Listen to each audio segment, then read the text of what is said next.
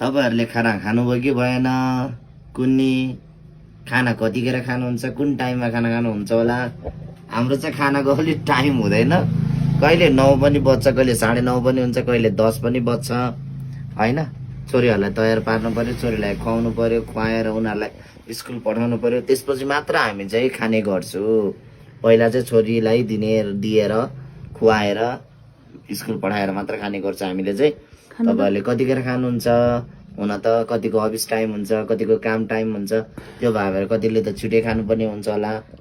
ल ख्याल गर्नु होला सबैजना ठुक निल्नु भइसक्यो का तपाईले आज मैले तरकारीमा चाहिँ मलाई मेरो बुढाले हिजो छ नि कति धेरै दुःख गर्छ अनि म उसलाई खुवाउँछु तागतिलो चिज खुवाउँछु भनेर के को मासु हो खसीको मासु हैन खसीको मासु लिएर राख्नु भएको रहेछ के त्यही तरकारी बनाएको छु आज खुवाउँदैछु कसले ल्यायो यसको बुढाले खसीको मासु भन्दा फेरि तपाईहरुले खास हाम्रो गाउँमा चाहिँ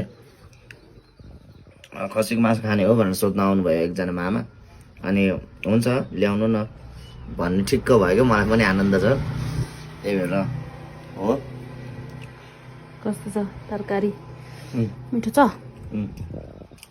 दामी धन्यवाद मेरो लागि मलाई गाह्रो छ भनेर सोचेर खसीको मासु ल्याउनु भएकोमा हजुरलाई पनि धन्यवाद छ यति मिठो गरी बनाउनु भएकोमा यति धेरै माया मेहनत मिसाउनु भएकोमा